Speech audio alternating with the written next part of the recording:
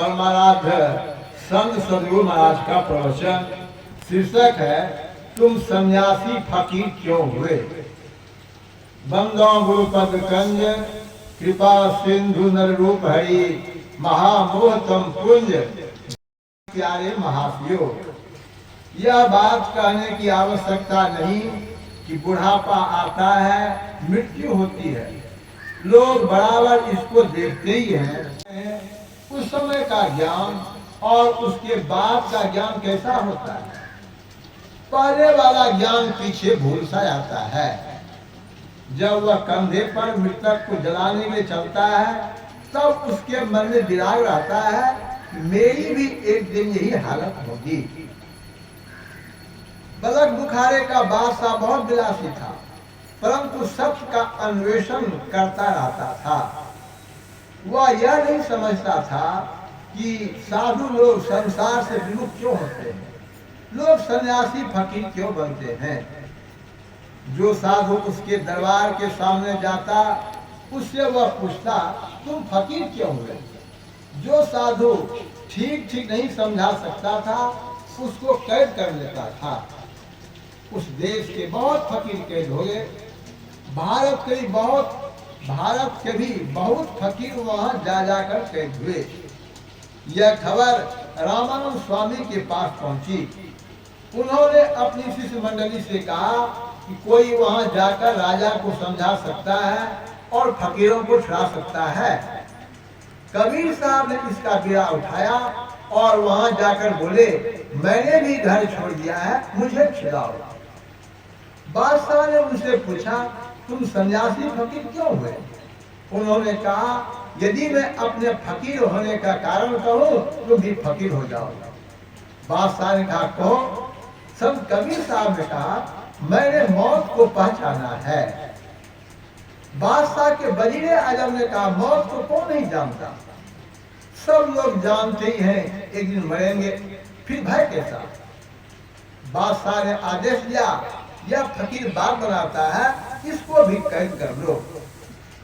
कबीर साहब को जेल ले जाया जाने लगा तो उन्होंने बादशाह के कान में कहा यदि आप ठीक ही मौत को जानना चाहते हैं तो आज यह आदेश पारित करवा दीजिए कि आज से 7वें रोज वजीरे आजम को फांसी की सजा होगी। फांसी होगी नहीं। बादशाह ने आदेश पारित कर दिया। अब वजीर को काटो तो फूल नहीं। अब तो मृत्यु उसके सामने नृत्य करने लगी। उनको मौत ही मौत सूझने लगी। न खाना अच्छा लगता था और न कुछ। 7वें रोज फांसी का सब साज सामान इकट्ठा किया गया और वजीर साहब को फांसी के लिए तैयार कर खड़ा कर दिया गया। कबीर साहब को भी बुला लिया गया। कबीर साहब पूछते हैं वजीर साहब आप अपनी घोड़ी पर सैर कर आइए। वजीर ने कहा मुझे कुछ अच्छा नहीं लगता। तब कबीर साहब ने कहा अच्छा अब तो आपकी मृत्यु होगी, मृत्यु के पहले अपनी प्यारी बच्ची को थोड़ा प्यार से खिला लें। वजीर ने कहा मुझे कुछ भी अच्छा नहीं लगता। कबीर साहब ने पूछा क्या लगता है। वजीर ने कहा मुझे तो बस मौत ही मौत दिखाई देती है और कुछ नहीं। कबीर साहब ने कहा मौत को तो आप आज से 7 रोज पहले भी जब मैं यहाँ दरबार में आया था देख रहे थे, फिर आज क्या हुआ। आप उस दिन इतने दुखी तो और उदास नहीं थे।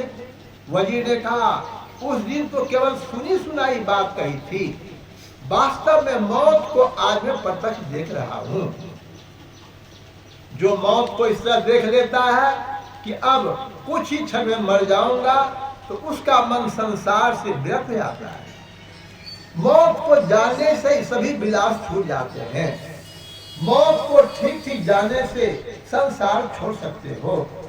साधु संत लोग कहते हैं तो कुछ कुछ ख्याल में आता है और जब किसी मृतक को जलाने जाते हैं तब ख्याल आता है। जन्म होने पर और उससे बढ़ते जाने पर मालूम होता है कि अच्छा होता है, किंतु उसकी आयु क्षीण होती जाती है। रोग सताने पर भी शरीर क्षीण रहता है, बुढ़ापा होने पर भी शरीर क्षीण रहता है और अंत में राम नाम सख्त हो जाता है। 550 जन्मों में भगवान बुद्ध ने सिद्धि प्राप्त की। साधना के जन्म 550 हुए।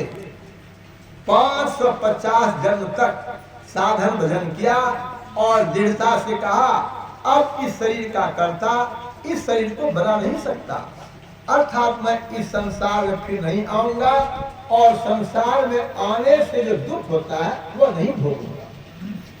संसार में दुख ही दुख है।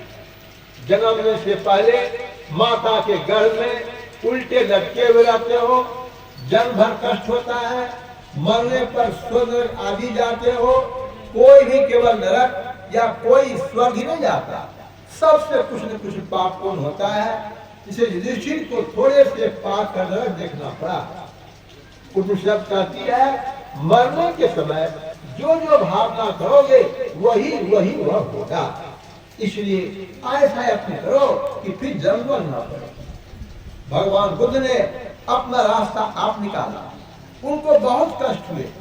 6 वर्ष तक इतना तप किया कि एक आसन से उठे ही नहीं, किंतु उनके ही शिष्यों ने उनके समय में उनकी सहायता से उतना कष्ट भोगे बिना ही सिद्धि प्राप्त की। सारिपुत्र और मोदगल्यायन बुद्ध के बड़े साहसी और बड़े भजनिक भक्त थे। उपाली नाइक भगवान बुद्ध के यहाँ गए, उसने शिक्षा दीक्षा ली और वे बहुत बड़े महात्मा हुए। आनंद, महाकाश्यप आदि बहुत बड़े बड़े हुए। उनको रास्ता खोजना नहीं पड़ा, उनके दूर रास्ता बतलाने वाले हुए। संतों के ग्रंथों में उस रास्ते का भेद बतलाया गया है, किंतु उसे बिना गुरु के जा नहीं सकते। हम लोगों के समय में हम लोगों को अवश्य अच्छे गुरु मिले, जिस कारण भगवान बुद्ध, गुरु नानक, कबीर साहब आदि किन्हीं संत की वाणी को पढ़ते हैं तो मालूम होता है, किंतु सबकी लाठी एक सी नहीं होती।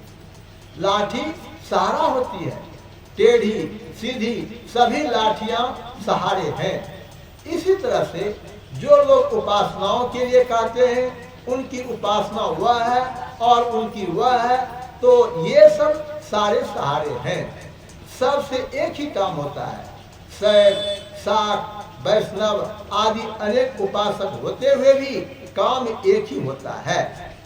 इस तरह यदि समझ जाओ तो अनेक उपासनाएं लिए जो अनेक संप्रदाय हैं उनमें एक ही काम होता है। जानकर भेदभाव नहीं होता, परंतु यह क्यों जानना चाहिए? इसलिए कि इस संसार में आने जाने से छूट जाए।